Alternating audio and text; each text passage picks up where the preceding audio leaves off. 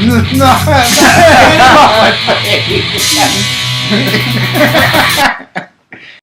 hello everyone. Got a little something a little bit different this week, or this episode. So I'm sure everyone knows out there that we lost one of our brothers last week. We lost Fids. He had cancer for a little while, and sadly took him last week, which everyone was very sad to see from the huge outpouring on Instagram and Facebook and the internet in general. Much loved character, a good character, with a lot of passion and a lot of time for everyone. And he'll be sorely missed. But so today I'm just trying to give you a little couple of stories from my memories of him. I met him in the 80s and was friends with him until he went. And also I wanted to tell you why we did our first episode with Fids. First episode of the Union tapes, we started it straight away. I knew, I want to interview Fids because I know his background really well. I travelled with him in the early days, and we travelled together a lot. I know the story and the route onto S&M and the big points of him getting back into BMX. So I wanted to have him first because I knew that he was a good character. He wouldn't hold back with what he said.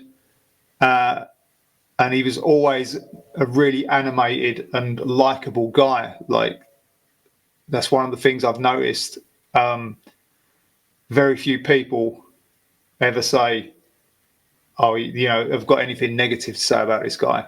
He was also always into just riding, skating, motorbikes, surfing, whatever it may be. He just wanted to get gnarly on anything. And he always had a passion for that. And he always had a drive. And he was always looked out of control. But he wasn't really out of control. He was just pushing so hard that was the end result. So I just wanted to get into some stories about him, and give you a little background about when and where we met, and how I became good friends with him, and just the general route of life that he took when I knew him very well. Let's get started.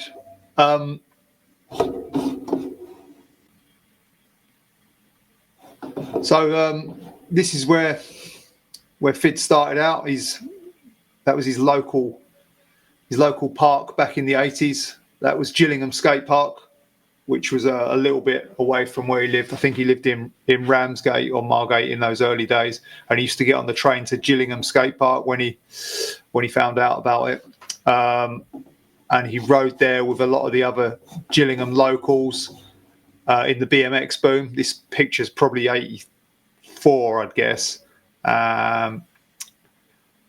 judging from the bike and the clothing. And there's another one of him airing out the pool at Gillingham, which was a really well-known spot for an old DP rider called Glyn Lewis, who used to be local there. And if you look at some of the old photos of Glyn Lewis riding, you can see Fids and a couple of his friends in the background. This was their local. And from there, when BMX kind of started dying down a bit, he got into skateboarding heavily, because there was quite a good skateboarding scene there, like quite a punk skateboarding scene. A lot of old school skaters, but you're talking about people that are 18 to 20 years old. But a lot of the older guys were on skateboards and were ripping around that park just as skateboarding was becoming a thing again, probably about 85, 86. Then he took up skateboarding. He got off the bike, and he was prompted by a guy called, I think it was Billy Smith, which is one of the old 80s skateboarders from the UK who moved to the US. Zorlak's this kind of Zorlak protagonist, so to speak, and that's where he got into the later days of skateboarding. And I'll show you a picture now of him when he was a youngster. He's just fresh onto the skate scene there. He's already in Zorlak stuff, which was like the chorus brand you could get in the 80s. It was dreadlocks, long hair, like big, fast, slashy grinds. Like it was inverts. There was dreadlocks flying everywhere. The motorbike jackets, skulls. It was a good brand. It had a lot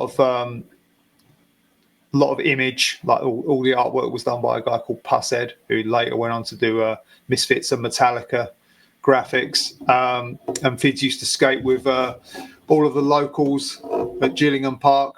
And that would have been Mike Watts, Andy Richardson, Pete Fleury, Simon Hatcher, Toby, maybe Jez was local there. There was a few other guys that I don't know so well, but that would have been the people he was spending his weekends with when he was on the skateboard. Obviously, it didn't take him long to get good at skateboarding, as he didn't seem to take him long to get good at much, to be honest. He seemed to be so naturally determined to want to do good stuff that it just seemed to come quite quick to him. Let's get a couple more of these photos of him skating at Gillingham. Right, sorry, this is a bit of a pain in the arse, this.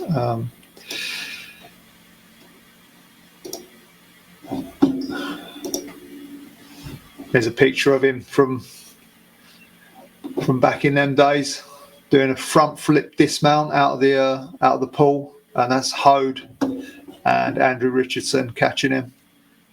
Classic Fids, always up for a bit of messing about.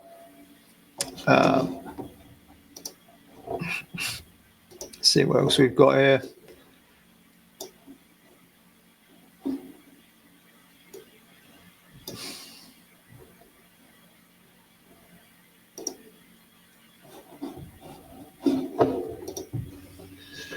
And there he is, about to drop into the pool. I think this was the day. This might have been the day that he got a picture in BMX Action Bike stroke RAD. Look at that Zorlak skateboard he's got there with some new looking rector elbow pads. Let's find this picture. So yeah, that was Gillingham Day. So they had a day there skating BMX Jam back in '87. So he would have been probably maybe 17, maybe. He looks younger than that there. But yeah, there he is, doing his thing as usual, about to get gnarly. And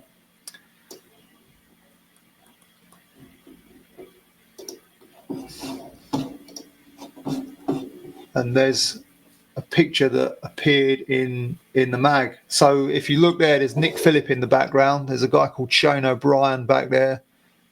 He's a famous skateboarder. Nick Phillip was an Arctic Adjustment RAD BMX Action Bike. Frankie Shea on the far right in the red shirt, and Tim Leighton Boyce taking the photo for the mag, sat right in there, and that's Fids hitting the invert there. So yeah, early doors, and he was already doing airs and inverts out of that pool. So yeah, he wasted no time in putting his mind into skateboarding and giving it his all as usual.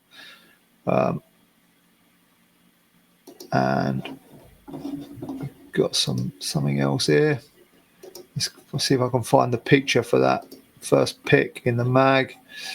Is this one? So that's the picture that Tim took. The picture in the left-hand corner there of the invert is what TLB was shooting for that mag. That was his first pic on a skateboard. in 1987.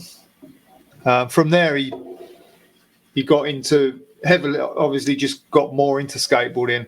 Gillingham skate park ended up closing, and it basically like culled the scene, and that whole scene of skateboarders and BMX guys all had to find other places, or they either quit or just had to travel further to find places to skateboard and BMX. So a lot of them ended up in London, which is where I met all those guys that I mentioned earlier, who were Gillingham locals. They was friends with Fids, obviously, from Gillingham. And Fids I met after those guys. I met him, I think, in 87 or 88 at Chingford. He used to come down and ride Chingford and Crouch End.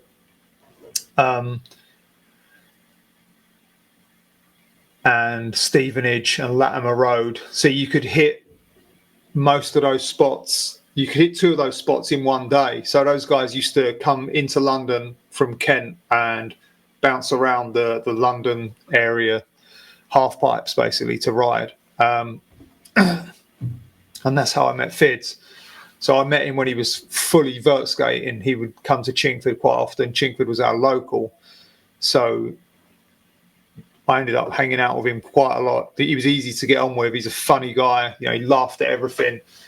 He was a smart ass, you know, a bit of a wise guy, like as we all was back then. Like to have a good chuckle at anything, really. So he's kind of, people wanted to be around him, and he was fun to be around, and he ripped on a skateboard, like, especially sort of as time went on, as it got into like the sort of later 80s, like 88, 89, he was one of the best people you'd see on a skateboard, like, without a doubt, like, on the London scene. Like, he could do airs, big airs, inverts, frontside inverts, like eggplants. He could do everything, really. Like, and it was all fully pushed to the limit, with his arms were flapping around, like, he was off balance. He was like, his feet were off the board, and he'd still land. As he landed, the foot would go back on the board, and he'd get up the next wall and do something else. He was just like full aggro and really fun to hang out with. So obviously he was a popular guy, you know. And he carried on skating when skateboarding vert ramps started to sort of decline a little bit. And that's kind of like where I got more of a bond with him, and we started hanging out more.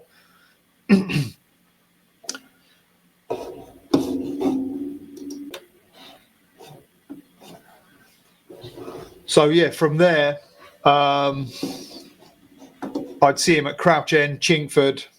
I didn't used to go to Latimer Road, I only went there twice, which was the big vert ramp in West London, and just became a bit more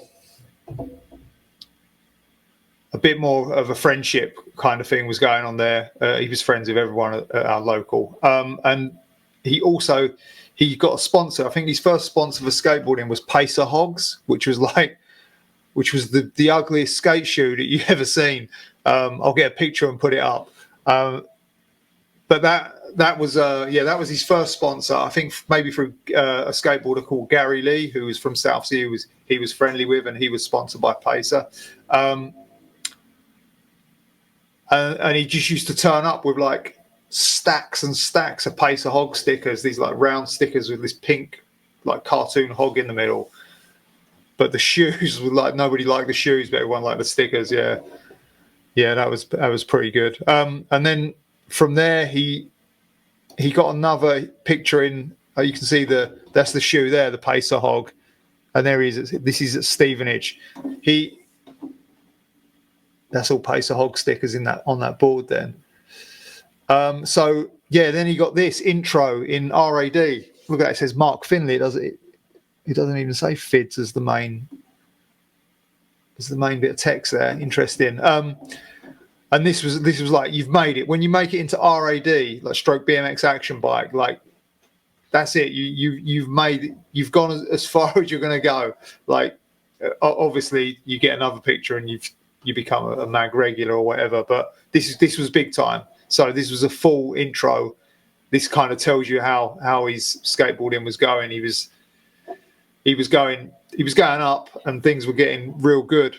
But yeah, vert skating took a deep dive in the following 2 years or whatever, following this photo. And he used to turn up when no one was skating. He would turn up at the ramp on his own. So he would just come on his own,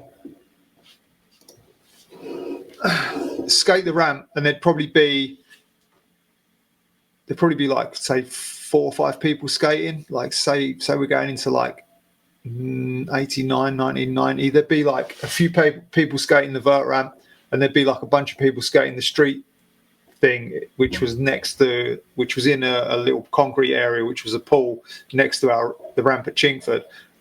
Fids would be on the vert ramp. He didn't really skate any of that stuff that much. Well, he came primarily for the vert. And there would probably be like a similar amount of bike riders riding the vert ramp. There'd probably be like maybe six of us or something like that. So we would bounce back and forward, and then he would come down for the weekend. He'd stay at someone's house, and then we'd hang out for the weekend, and then like some of his friends would come occasionally. So we had this like quite tight knit thing. This is getting on to about 1990 right now. And then he would it would be to the point where he would turn up on his own, and there would be like 6 guys on bikes, 5 guys on bikes, and that would be it. That would be the only people using the ramp. So we bounced back and forward a little bit like that. And at the time when he sort of was not phasing out of skating, because he loved skating, he did it the whole time I knew him to a real high standard. You just check the BMX Inferno footage of him skating. That was like 3 years after the sort of peak of his skateboarding. But he would just rip on a skateboard. Like, he was so good. He was probably one of my favorite skateboarders to watch at that time, definitely. And then like where he would just turn up on his own, it became like, oh, can I try your bike on the ramp? So then he would try our bikes. He'd just like carve a few airs. You could see he could ride. He looked pretty sketchy, but you could see he could still like get out the top of the vert and stuff on the bikes. And then it kind of like became more frequent. You know, he'd have more goes like as time went on, and then he kind of, it'd be a little 10-minute session he'd have to himself. And then we kind of migrated from Chingford. We started riding Leon C, and he would come down and skate Leon C with one other guy called Docker, who was he was an old school skater, like a few years older than Fids. And those two used to skate the vert ramp on their own. Like, that vert ramp was huge for back then. And we used to ride the rest of the park. And then he would have a go on our bike, and he would jump the stuff at Leon C, which was way more fun than being on a vert ramp, to be honest.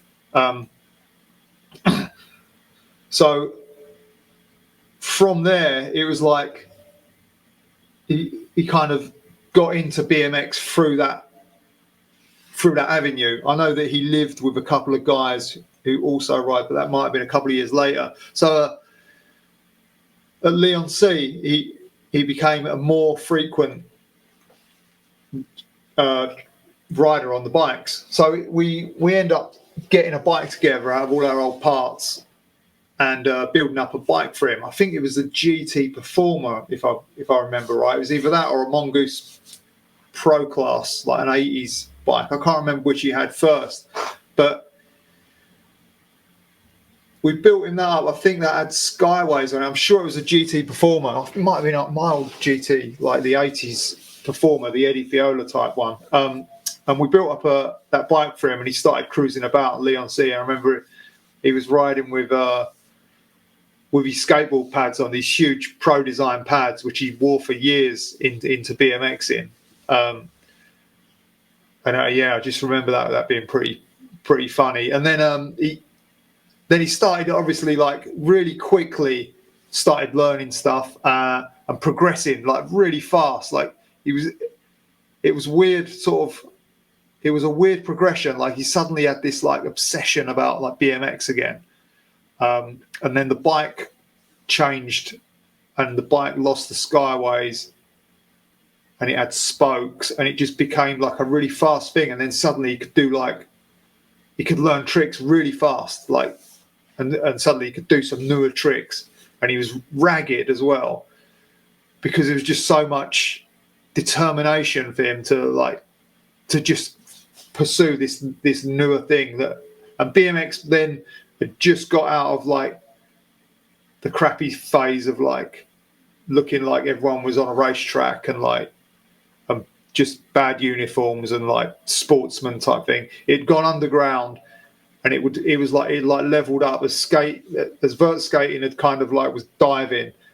BMX was kind of there to take that. It had gotten to how skateboarding had got to in the late 80s. It got like gnarly and really expressive, and just like something really that had a lot of power to it, and had a lot of sort of deep culture to it, and it was underground, and it was just really appealing. I can see how someone like that would have been really drawn to what was going on. It was like gnarly looking, like just aggro, like big tricks and just hucking stuff, and like, yeah, it was great, man. It was just coming into that phase, and I think that's one of the things that appealed.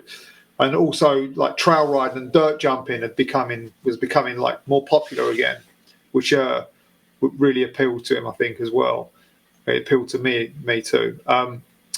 So from there he started just riding. So then he would bring his board and his bike. He would drive to Leigh-on-Sea, and he'd have a bike and a board, and he'd skate both and ride as well. And just slowly the bike riding started getting better and better, and the skating started getting less and less time, even though he was still into, like, always, his whole life he was into skating. He loved skating. And that showed, like, because he did it the whole time very well too. And then what happened after that was it just become bikes. Like I remember he'd moved to Canterbury at some point during this period, and he'd come to a couple of events with us. I think maybe Southsea, maybe at Leigh-on-Sea, or he'd been to a few events. He came with us, not to ride, but just to sort of hang out and check out the scene. And he used to come to Harrow with us as well. And then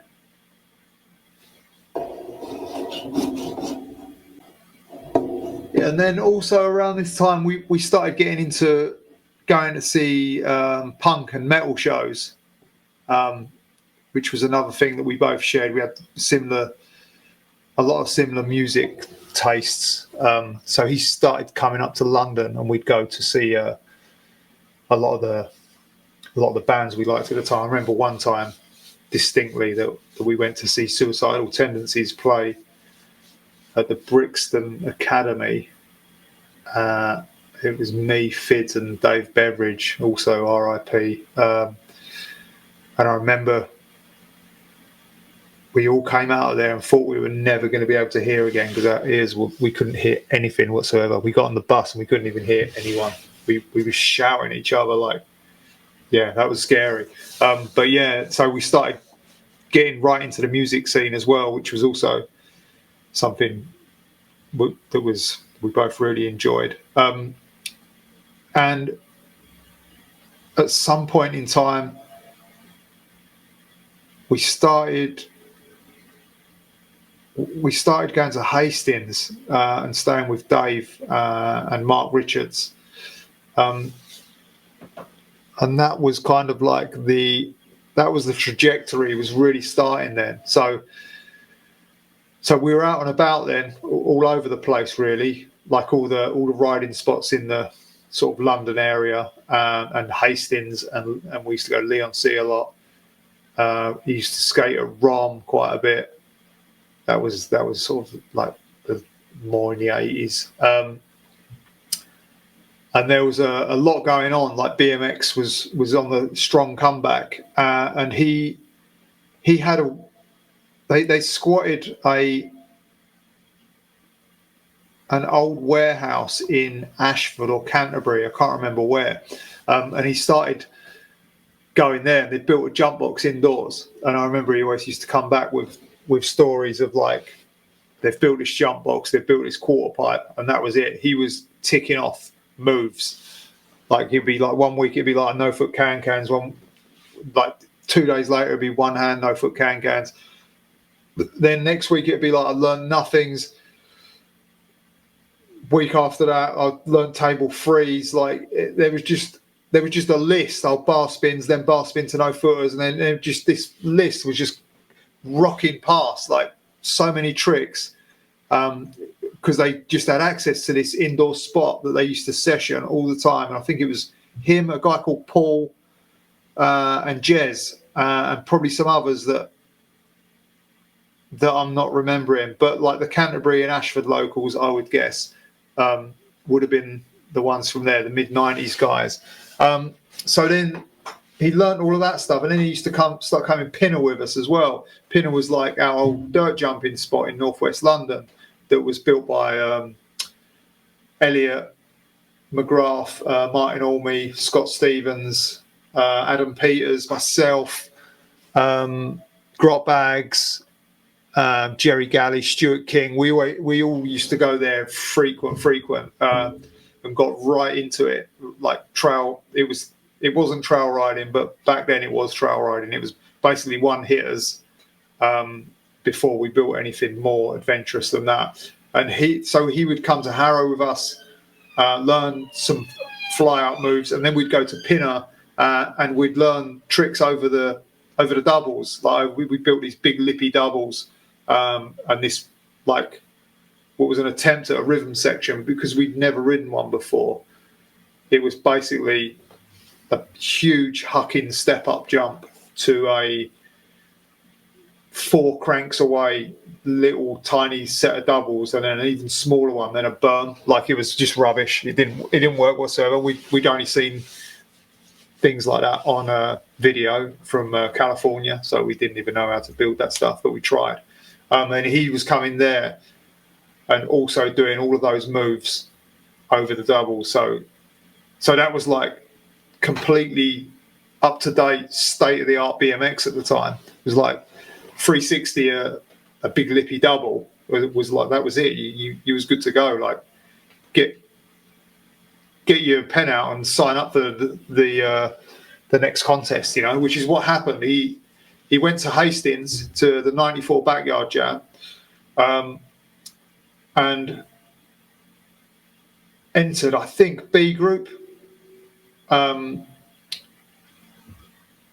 killed it. Like, right there was the worst looking jump that you'll see, like especially now, was like a real bucky metal lip that like pushed into a tabletop, like just the most horrible like kicky lip onto over a deck, a dirt deck with a table, like a dirt tabletop, but with just like a metal takeoff, and just a rough old landing as well. So it spit you up in the air real high, and just land hard on the rock hard downslope they had there. And he was like the breakout name of that weekend. So bear in mind, he probably only pulled 2 tricks. He was the name on everyone's lips that weekend. It was like Fids, you know, easy name to remember, like went nuts, like did these huge jumps. The last jump he did was like some weird, like tweaked backwards kick out that he just jumped off. It was like a lake jump. It was massive. And I've never seen him in that position in my life. And somehow he just knee slid out. And the other thing was like that famous picture of the super stretched Superman, which he also knee slid out, I think. But that was it. That was his breakout moment. I think he was riding on the GT Performer, and that was it. Everyone was just like Fids, Fids, Fids, and that was the day, the first day of the Fids fingers. That was the no-hander with the full stretch no-hander with the 2 fingers up. That was the first day. That was. I remember me and Dave Beveridge just going, fucking how great that was. Like when he just flipped off the whole crowd, which is what he was doing basically. It was all in jest, but like it just was a good. Like we loved that stuff back then. So yeah, especially Dave. He was just like, that was the best thing that like. And and that was the start of his big takeoff into the BMX scene. After that, we just carried on doing what we were doing. He would come to PNER. I remember after that jam, because that was the jam that Dave Clymer was over for, and Dave Clymer, for some reason, was in London doing circus shows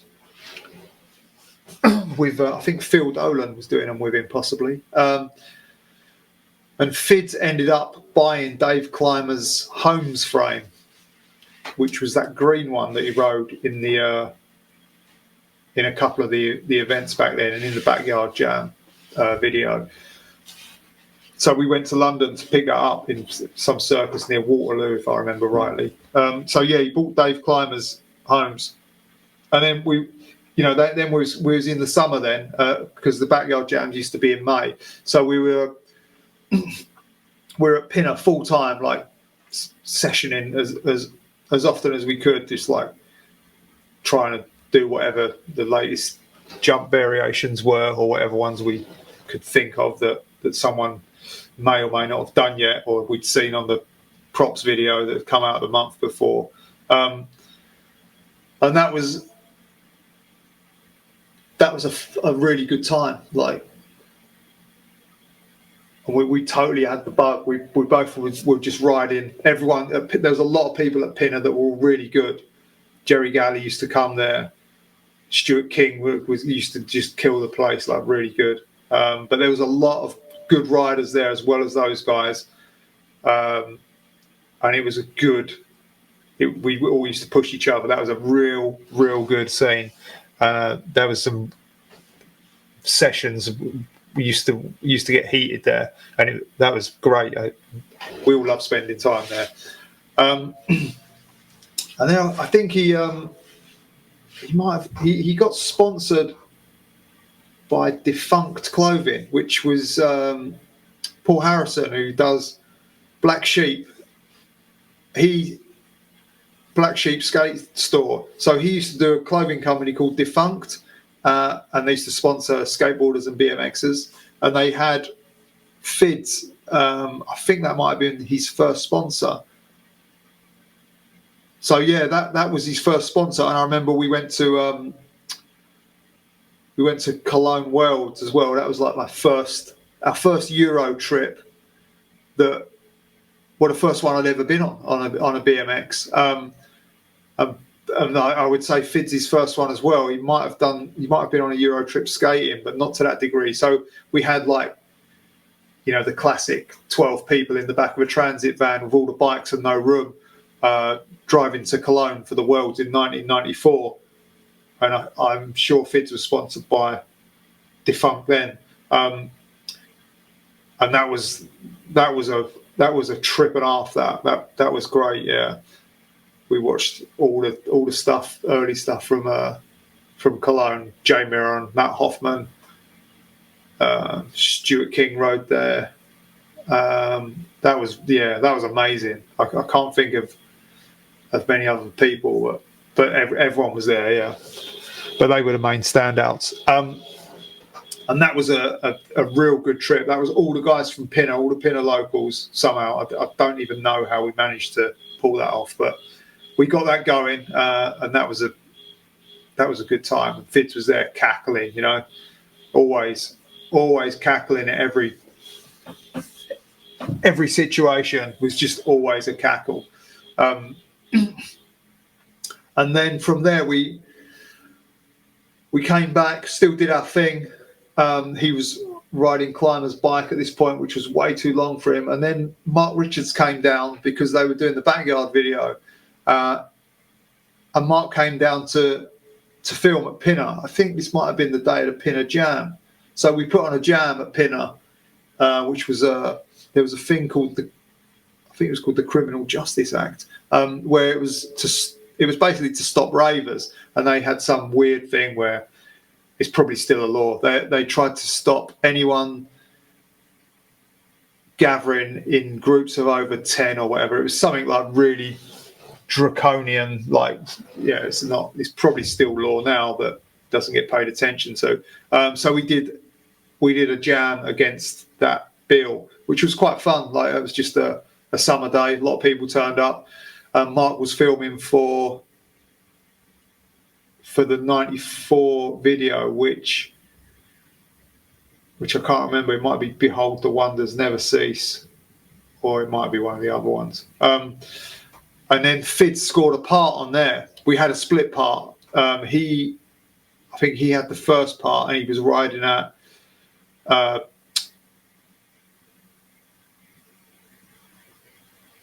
Crowhurst. He was riding Crowhurst, flapping around, like his feet were all over the place. If you watch the video, it's pretty funny watching him land tricks and watching what happens when he's in tricks as well. Sometimes his feet are not even on the pedals when he's doing stuff. And it was like classic early Fids, ragged, hucking it, but just fully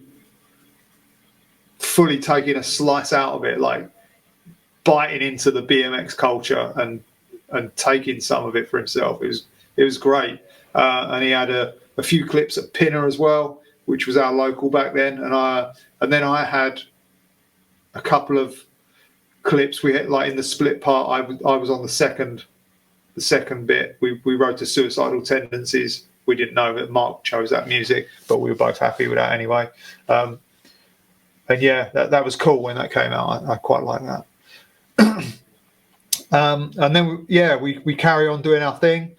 Winter's rolling round, I guess. At this point, we're like, one of the PNER locals was Neil Wood, and Neil moved to the US, I think, in '94, like late '94. So we knew Neil quite a bit because he used to come to PNER and ride all the time. He lived by there at this point in time. And I kept in contact with Neil via the mail, like writing letters back and forth. And he was our route into the California scene, because obviously we're two young guys who are deep in BMX, like really we're just living BMX 24/7. That's all we want to do. And all of our dreams back then were to go to the US. Like, that was everyone's BMX dream. It was like, we want to go to the US and ride. All the people that have been to the US that I knew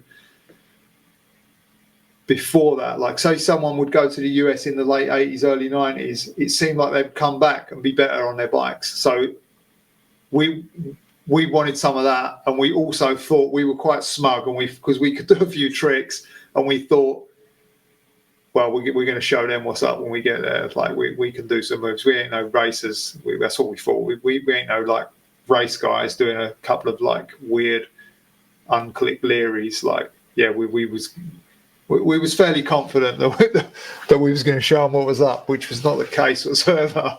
But that was what we set our sights on. So, like, I sort of was corresponding with Neil, and somehow we'd figured it out that we're gonna go on this trip, and we should have some money by spring 1995. And that was the date. I think we went in March. So I'd been saving forever, my whole life at that point in time. I was probably 21 or 22, I think, maybe 22. We'd saved all these coins we had, what little money we had, and back then the exchange rate was, like, really good to us. It was like 1.5 to 1.55 to the pound, I think, or 1.6, something like that. So when you change your money, it seemed like you got loads back. And then when you got to America, it seemed like everything was much cheaper than the UK. So that was real good. It was the first time I'd ever been on a plane. Fids had flown a bunch of times before. He wasn't really that bothered about it. I was terrified of flying. I really, really didn't like the idea of flying. And I was shitting bricks, basically. And he was just like totally relaxed. And yeah, that was a big old flight. So yeah, before we went to the US, I'm not sure exactly how the finer details of this, but he got offered a ride for S&M through Backyard when it was on the seafront, the shop, and they was like, there's some story where we haven't got any frames, but we know you're going to America like in the next couple of weeks. So you can pick one up there, but we can give you everything else. And I remember he called me up and he was like, man, you wouldn't believe it. He's like, they just said you can take whatever you want.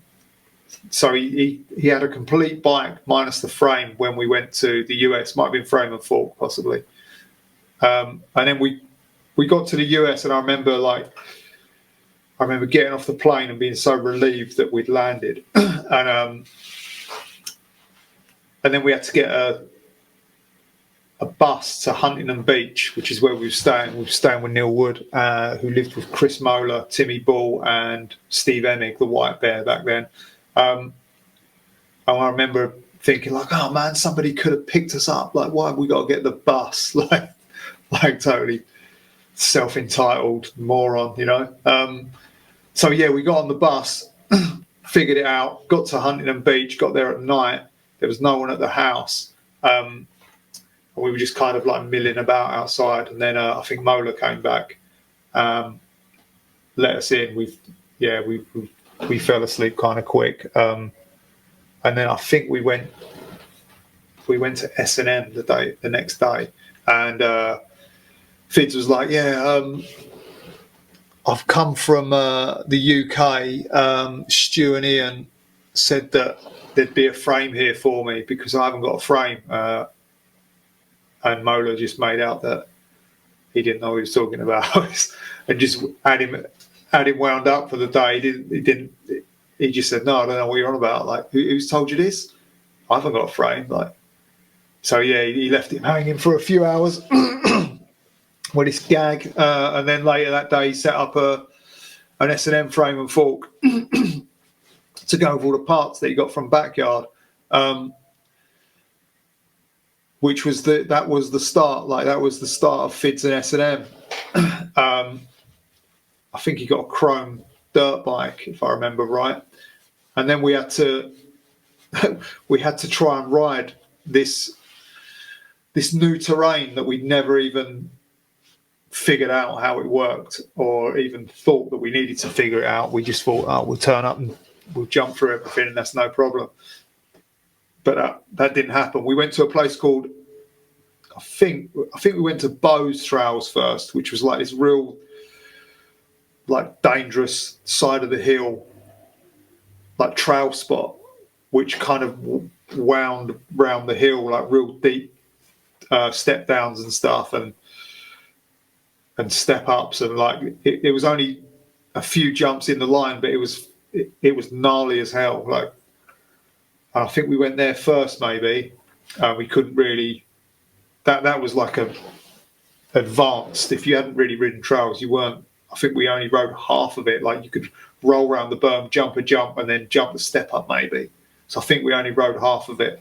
And then after that, we went to a place called La Mirada, which was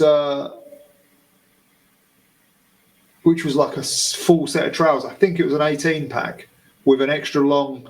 The longest jump was at the start to deter people from just cheating and trying to jump, you know, put people off, basically. And I think both of us ate it on the first jump. Like, I went over the bars, front case, and went over the bars, and I was first. And then Fids was just like, "Oh man, I don't even want to try it now." So then anyway, he tried it, and I think he went down as well, but I can't remember how. And then we had to like basically pick ourselves up and get ourselves together and try again. And it was a windy rhythm, and it took me 3 days to get through it, and it took him 3 days as well. He did it, I think maybe like just like an hour before me or something. He did it. He did it first, and he 360'd the last set. He got to the last set and he freed it, and all of the racers that we were watching just whipped through them jumps, no worries. Like couldn't do any tricks or anything or go very high, but they were like smooth as silk, like, and could just go through this line, which I had no hope of doing. I'm trying so hard, both of us, and we were just watching these guys that we laughed at out of the magazines for that year, and they were just whipping through there. There was no big deal whatsoever. So yeah, when he freed the last set, that they all blew up like, whoa. You didn't really see 360s at the trails back then in them kind of scenes. So yeah, they were all over it. Yeah. And yeah, I eventually got through. And then I remember at one point, I don't know if this is the day after or 2 days after, but he rode to La Mirada. I think it was the day after, and we went, and I skipped a day maybe. So he was like, he was buzzing on the fact that he got through these jumps, and they was up for the taking. So he rode from HB to La Mirada, which I think was about 12 miles. And I was just like, no, I'm not riding now. I'm hanging out, or I'm going to get a ride there later. Something happened, and I don't think I went. But that sort of also tells you about the sort of passion he had to do stuff. Like he was going, and if he needed to ride there to do it, like in a totally strange place that he didn't even really know where he was going, which is, obviously pre-phones, pre-Google Maps and all that rubbish. He just had to get there like with a map and a bike, like 12 miles in a foreign country that he'd never been to before. So yeah, that kind of will paint a picture of his need as well. So, and then the next time I went, it was flat. It had just been completely bulldozed, which I think was the day after that he rode there. So say he rode there on a Friday and we went back on the Saturday morning, there was nothing, there was no trails. It was just completely flat. The bulldozers had been in and just leveled a lot of them. So that was that. And that was the first real trails that we'd seen. I think Sheep Hills might have still been wet, or they were rebuilding it or something. And then we started going to Sheep Hills. And I'd realised that I didn't really like California much. And Fids was really enjoying it. So he was really bonding with all those guys and really enjoying the experience. He just seemed to enjoy all the experiences though, and that was just another one that he really took on board, and he really liked being there. I remember when we arrived, the old plan to get into the US was always, because we're going to stay longer than what our ticket says. So the old plan was fly there on a ticket that says you're coming back in 2 weeks, and then ring up the airline and say, oh, I'm staying another 2.5 months or whatever. So we did 90 days. So as soon as we arrived, within days, we were just rung the airline, was like, yeah, I want to extend my ticket to whatever. And I think you just cancelled it. You cancelled your return flight, and you said you'd call back and with another date later on. So yeah, we both did that. And he was fully in his element at this point. And I I wasn't so much enjoying it. So we kind of, Parrick was about, they were filming for BMX Inferno, which was a classic, and that was also the second part of Fids' major trajectory into like being a household BMX rider, really, like household name, so to speak. And we was, getting about, going Twin Palms, where else were we going? Went to Vegas to ride some indoor park, Sheep Hills quite a bit because it was quite close. We was getting about, and he was getting a lot of filming done. I ended up leaving quite early. I think I only stayed for 6 weeks in the US. I'd had enough by that point. I wanted to just come home. I was like, yeah, it wasn't for me. I just thought, UK scene's way better than here. This is too spread out. This is not what I thought it was going to be. So I came back, and he stayed the full 3 months, and that's when he filmed the stuff for BMX Inferno on the vert ramp and the vert skating and riding at the boys. That's it. We rode the boys ramp, my Cocker Box ramp, quite a bit. That was good. Rode with Keith Trainer, John Pover. We had some good times there. The best session there, I think, for me, probably he would have probably told you something else, I would guess, was the Twin Palms session that was in BMX Inferno. Fids has got quite a few clips in there, 360 and nothing, as well as the other stuff that he does in it. But on one of the last trick he does on that, he broke his coccyx, so we had to go to hospital after that session. He landed sitting down on the seat, and it broke his coccyx, and he was in agony for that whole time. And if anyone knows Fids, they know that his threshold of pain is just almost non-existent. He can push through so much stuff. And yeah, he was in agony, and he had insurance, but there was some drama at the hospital. It was like, we're not sure if he covers this and that, but somehow it all worked out anyway.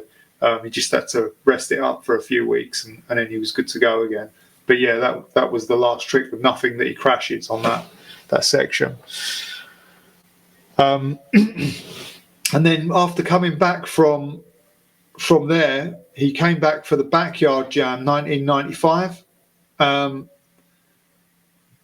and rode in A group, and it was like he'd been like Californiaized. It was like he changed slightly, like your old friend, as you've not seen him for 6 weeks or whatever it is, not even that long, and he just appears different. I remember he came back and he just seemed a bit like, obviously he looked healthier with like suntan and stuff, but yeah, he just seemed a bit more different, a bit more polished. You could tell that he'd ridden, like looking back, you could tell that he'd ridden a lot of BMX when he was in America.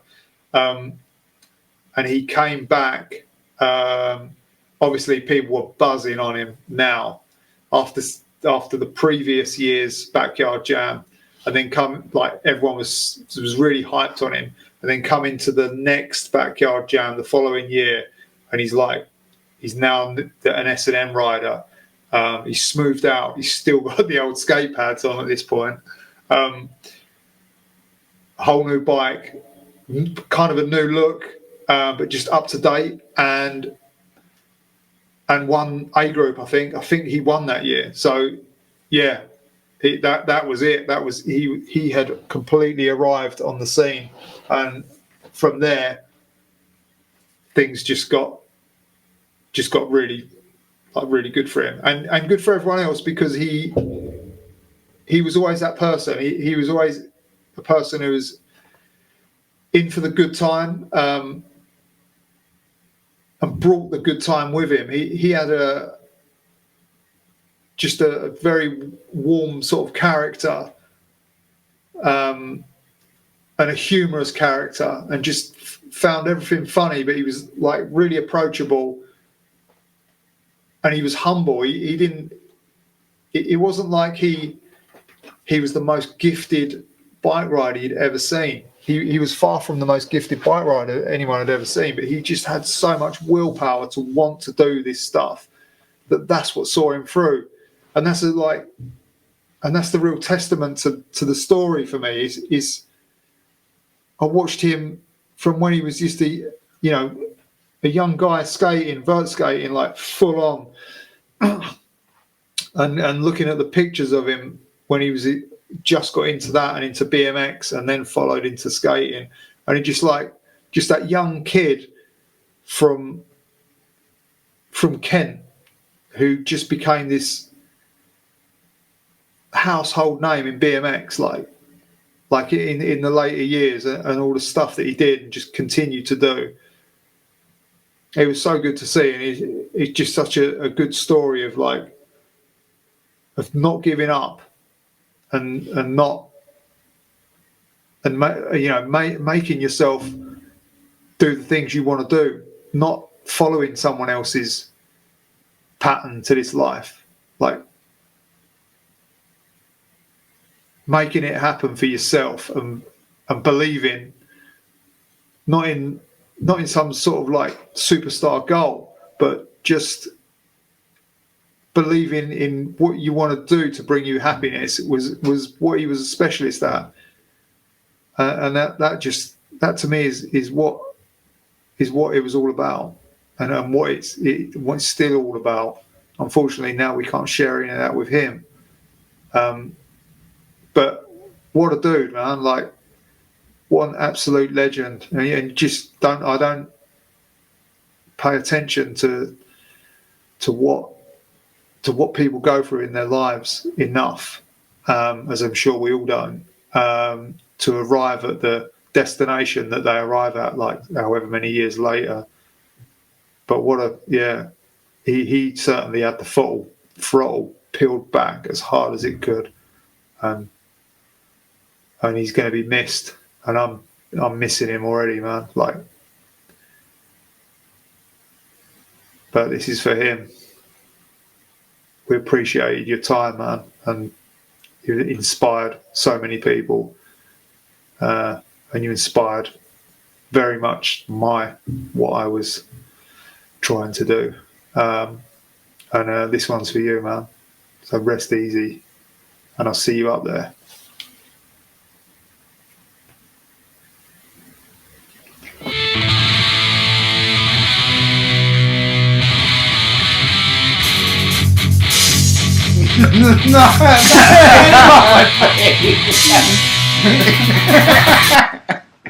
All right. So I also wanted to say a little bit about the intro to our podcast, as if many of you have listened before will know, it's Fids and myself laughing. Fids had a really distinct laugh, and when we filmed that episode and when we did that intro,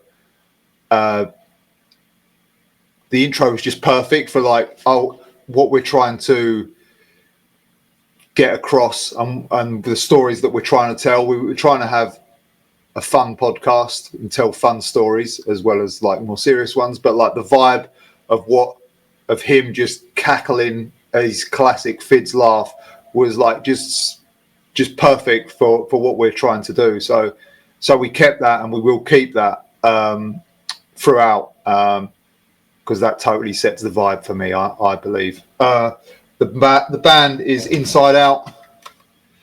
You can't really see it there. It's this band there, and the song is called Burning Fight. It's one of my favourite hardcore EPs, and actually this guy here, who's the guitar player, Vic DeCara, he used to be sponsored for riding BMX by MCS. He's from New York originally. Just a little scrap of information there for you. So yeah, just wanted to tell you about that as well. And whilst I'm at it, we're going to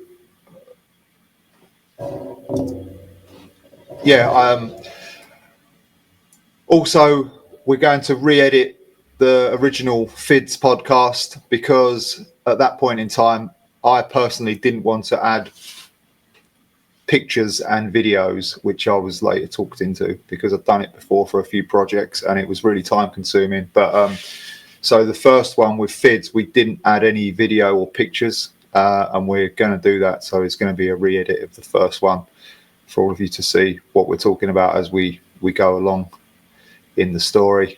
And that's that. Thank you. No.